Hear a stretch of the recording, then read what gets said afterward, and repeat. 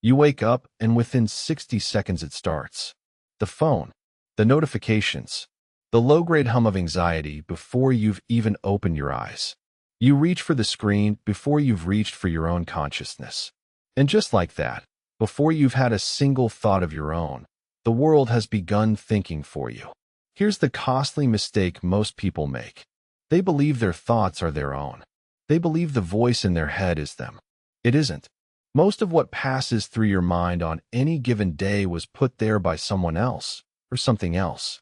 A headline, a comment thread, a half-remembered argument, an algorithm designed to hijack your nervous system. Your thoughts are not yours. They are tenants. And right now, you're letting them renovate the house. Your mind takes the shape of whatever you repeatedly give your attention to. That is the whole thing. That is the thesis. Whatever you dwell on, day after day, hour after hour, that is what you become. Not what you intend to become. Not what you wish you were becoming. What you actually dwell on. The soul, Marcus Aurelius said, is dyed by the color of its thoughts. He wasn't being poetic. He was being clinical. He was diagnosing a mechanism that runs whether you understand it or not. Think about dye for a moment. Dye doesn't negotiate. You don't dip cloth into a vat of indigo and then ask it politely to stay white. The cloth doesn't get a vote. It takes the color. It takes the color because that is what immersion does. And your mind is immersed, right now, all day, every day, in a vat of content, outrage, comparison, fear, desire, and noise.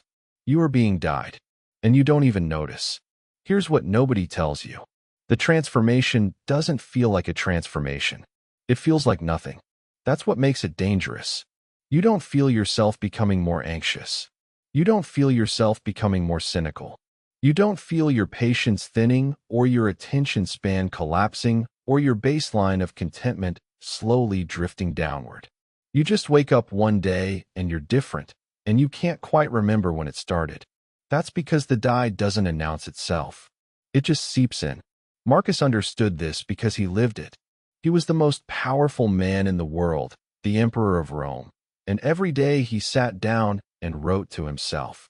Not to record history, not to draft policy, to dye himself deliberately, to choose the color, to remind himself who he was and what mattered before the world reminded him of something else. He wrote notes to himself about patience, about restraint, about the shortness of life, about gratitude. Not because he didn't know these things, but because he knew that knowing wasn't enough. He knew that the mind forgets. He knew that without daily, deliberate immersion in what he wanted to become, he would be immersed in something else. And that something else would become him. And here's the uncomfortable part. He was right. Every habit and every faculty, Epictetus said, is strengthened by the corresponding actions. You want to be patient? Do patient things. You want to be bitter? Keep rehearsing your grievances. You want to be calm? Practice calm. You want to be anxious? Keep scrolling. The mechanism is the same either way. The mind doesn't care what you feed it. It just digests. And whatever you feed it most, that is what it becomes. So let me ask you something. What have you been feeding your mind? Not what do you intend to feed it. Not what do you wish you were feeding it. What have you actually been feeding it? Because here's the truth nobody wants to say out loud. Your mental diet is killing you softly, and you are the one holding the spoon. Let's talk about what a mental diet actually is. Most people think of a diet as restriction. Cut this out, eliminate that, stop doing the bad thing. That's not what this is. A mental diet is a deliberate act of selection. It's the practice of walking through the marketplace of ideas and impressions every single day and choosing, with your hand on the door, what comes into your house and what stays outside in the street. Because here's the thing. Your attention is not free. It costs you something every time you spend it. And most people are spending it like a person with no concept of money. Throwing it at everything. Saving none of it. Wondering at the end of the month why they're broke. You are attention broke. Not time broke. Time is the excuse.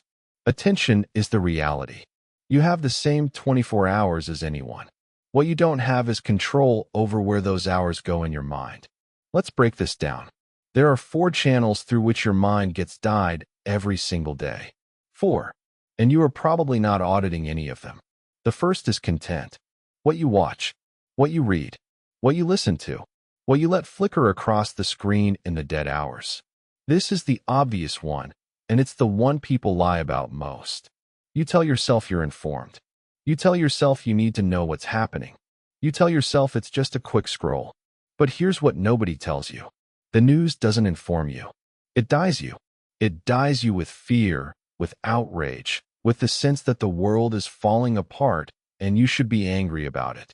And then you carry that color into your day, into your conversations, into your relationships, into the way you see everything.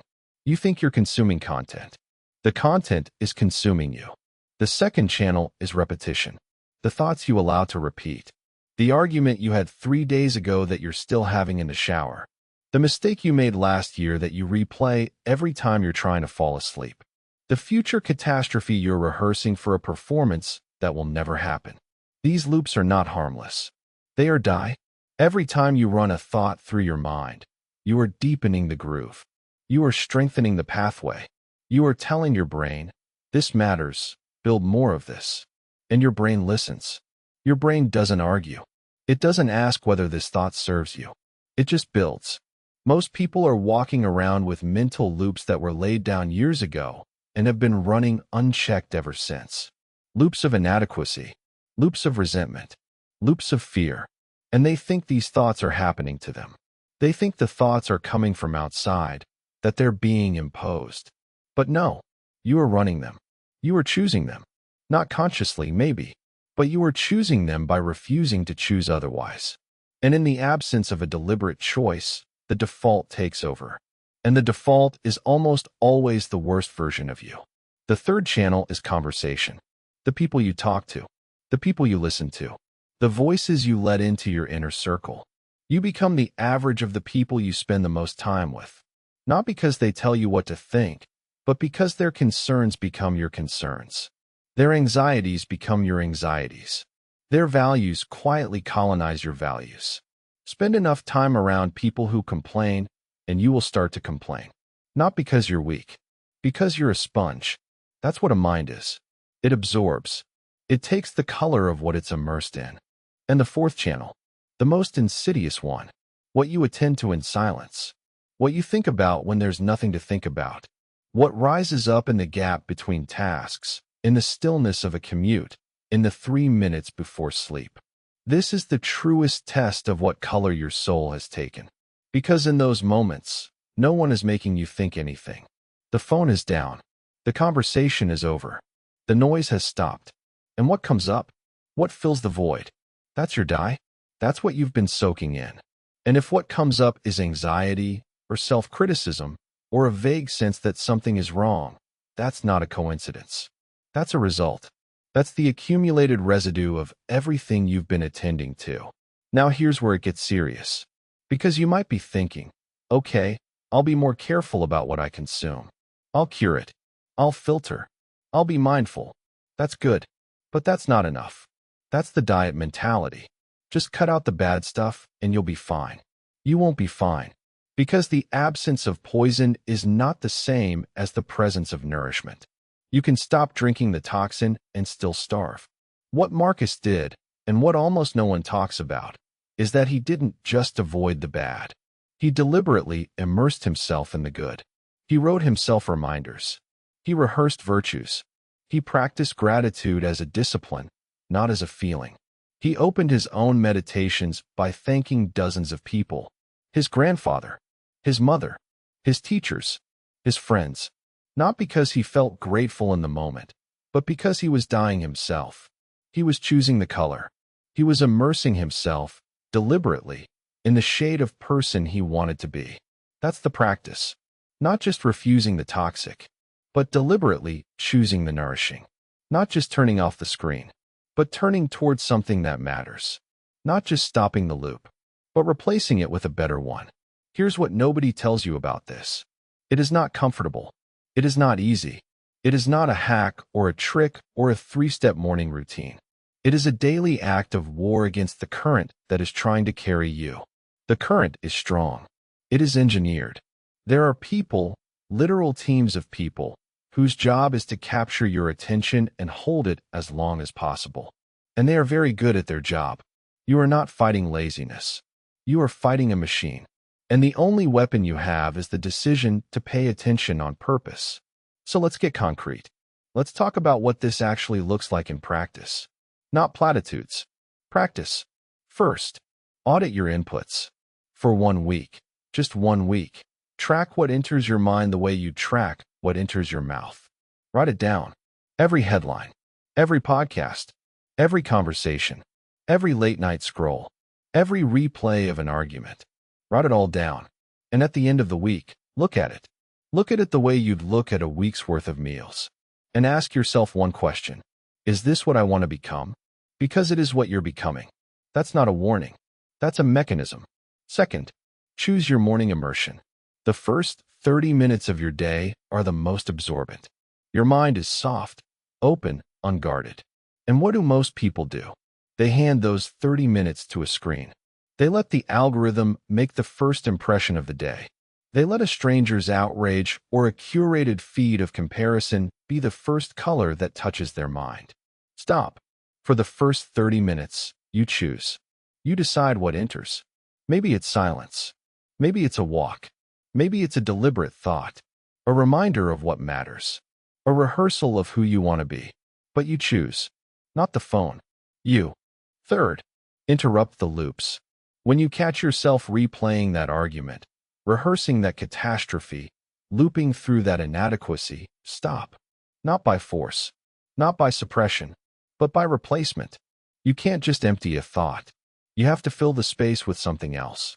Epictetus said to guard your faculty of choice above all else. This is what he meant. The choice isn't just about big decisions. It's about the micro decision every 30 seconds, about what you attend to next. Catch the loop, name it, and redirect. Not once, not twice, hundreds of times. That's the work. That's the practice. That's how you change the color. Fourth, practice deliberate gratitude. Not the saccharine, write 3 things you're thankful for version that's been watered down by self-help. The real version. The Marcus version. The version where you sit down and actively call to mind the people who shaped you, the things that went right, the moments of grace you didn't earn.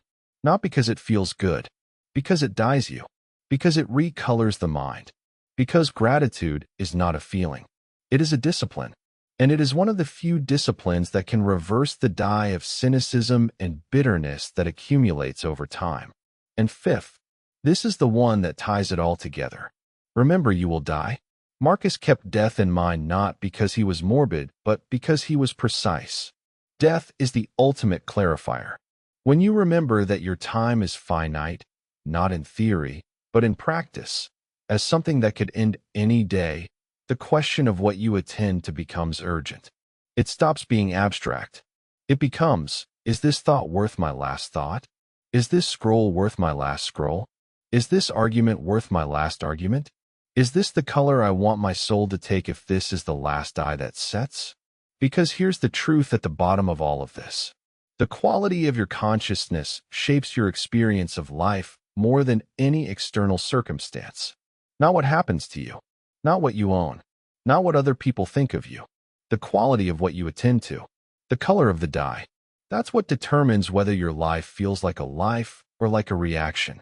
Whether you feel like the author of your own mind or a passenger in someone else's. And right now, be honest, you feel like a passenger. You feel like your mind is not your own. You feel like you're being pulled in 100 directions by forces you can't name and can't resist. You still don't feel whole. You still don't feel like you. And that's because you've been letting the die set without choosing the color. You've been immersed in other people's priorities, other people's fears, other people's agendas, and you've been calling it normal. You've been calling it just how life is. It's not how life is. It's how life is when you surrender your attention. So here's the reframe. Your attention is not a passive thing. It is the most active force in your life. It is the sculptor's chisel. It is the die. It is the thing that, moment by moment, is deciding who you are becoming. And you have been letting it wander. You have been letting it be colonized. You have been letting it be stolen by things that do not care about you, that do not serve you, that will not remember you. Take it back. Not all at once. Not with a dramatic gesture, but with 1,000 small, deliberate choices. Today, this hour, this next thought. Choose what you attend to. Choose what you dwell on. Choose the color. Because your mind is being dyed right now. The only question is whether you're choosing the color or letting someone else choose it for you. Your mind takes the shape of whatever you repeatedly give your attention to. That was true this morning. It will be true tonight. It will be true every day for the rest of your life. The mechanism doesn't turn off. It just waits for your input. So give it something worth becoming. Stay deliberate.